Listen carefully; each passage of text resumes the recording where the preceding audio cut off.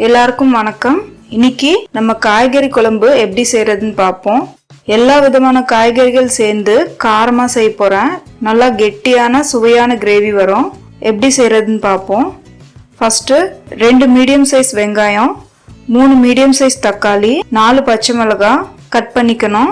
மற்ற காய்கறிகள் எல்லாம் சேர்ந்து 1/2 கிலோ எடுத்துக்கணும். 2 முருங்கைக்காய், 2 கேரட், 1 முள்ளங்கி எடுத்து கட் பண்ணி வைக்கணும்.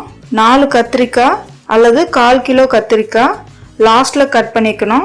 இதே காய்கறி யூஸ் பண்ணணும்னு கிடையாது, உங்ககிட்ட எந்த காய்கறி இருந்தாலும் எடுத்துக்கலாம். 30 கிராம் புளி அல்லது ஒரு பெரிய எலுமிச்சை சைஸ் புளி எடுத்து 1/2 கப் தண்ணியில ஊற வைக்கணும். நான் இந்த ரெசிபியில 1/4 லிட்டர் கப் யூஸ் பண்றேன். அடுத்து ஒரு கடாயில 5 டேபிள் ஸ்பூன் ஆயில் ஊற்றி சூடான உடனே கடுகு, உளுத்தம்பருப்பு, சீரகம், சிவப்பு மிளகாய், கருவேப்பிலை போட்டு நல்லா வறுத்துக்கணும். வறுத்த உடனே கட் பண்ண காய்கறிகள் எல்லாம் போட்டுக்கணும்.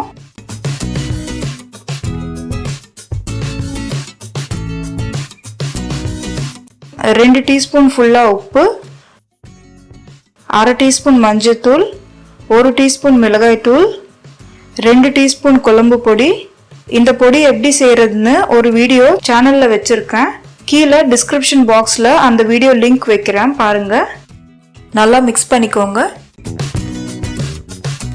இப்போ ஸ்டவ் லோ ஃப்ளேம்ல மூடி வச்சு 5 நிமிஷம் குக் பண்ணணும். 5 நிமிஷத்துக்கு அப்புறம் காய்கறி எல்லாம் நல்லா ஃப்ரை ஆயிருக்கு. கொஞ்சம் கொத்தமல்லி, ஊற வச்ச புளி தண்ணி, 2.5 கப் தண்ணி ஊற்றி நல்லா கலந்துக்கணும். மூடி வச்சு மீடியம் ஃப்ளேம்ல 15 நிமிஷம் குக் பண்ணணும். இப்போ சுவையான குழம்பு ரெடி ஆயிடுச்சு. சுட சுடன்னு பரிமாறுங்க.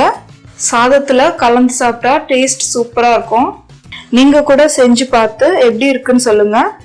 உங்களுக்கு இந்த வீடியோ பிடிச்சிருந்தா எங்க சேனலை சப்ஸ்கிரைப் பண்ணிக்கோங்க. சப்ஸ்கிரைப் பண்ணும்போது பக்கத்துல பெல் சிம்பல் இருக்கும், அதை மறக்காம கிளிக் பண்ணிடுங்க. Thank you.